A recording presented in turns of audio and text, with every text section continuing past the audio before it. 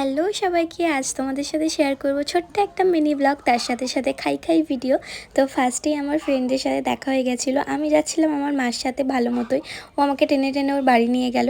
তারপরে ও dress change করলো, তারপরে আমরা সবাই মিলে আসলাম। আমরা যতক্ষণে আসলাম ততক্ষণে আমার মা আর আমার বোন খেতে তো বসেই পড়েছিল। পুজোটা আমাদের বাড়ির এখানেই হচ্ছিল, কালী পুজো হচ্ছিল।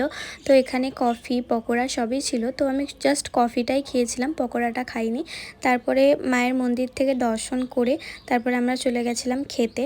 তো খাওয়ার ওখানে অনেকটাই ভিড় ছিল, কিন্তু যেহেতু আমার মা খাচ্ছিল সেই জায়গাটায় আমি বসেছিলাম, তাই আমি তাড়াতাড়ি সিট পেয়ে গেছিলাম।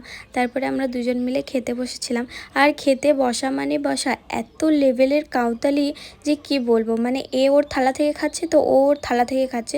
তো ফার্স্টেই দিয়ে দিয়েছিল ভাত, তারপরে বেগুনি, তারপরে ডাল, আরও যা যা আছে তোমরা অবশ্যই দেখতেই পাবে। তো সবই খুবই ভালো ছিল, যেহেতু মায়ের প্রসাদ তাহলে ভালোই তো হবেই, তাই না? আর এই মেয়েটা এমন একটা লেভেলের মেয়ে যে নিজের থালা থেকে খাবে, তার সাথে সাথে আমার থালা থেকেও খাবে। নিজেরটা শেষ করেছে, এবার আমারটা শেষ করবে, এরপরে আরেকজনের আছে সেটাও শেষ করবে। আর আমার না ওকে ছাড়া কোথাও যেতে ইচ্ছাই করে না, কেমন গেলে একার মতো বোকা বোকা লাগে, বাট ও গেলে না খুব ভালো লাগে।